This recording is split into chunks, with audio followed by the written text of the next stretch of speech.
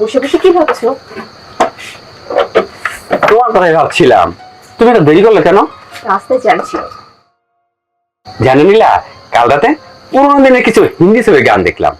যদিও আমি নায়ক নায়িকার নাম জানি না, তবে ওদেরকে আমার খুব ভালো লেগেছে।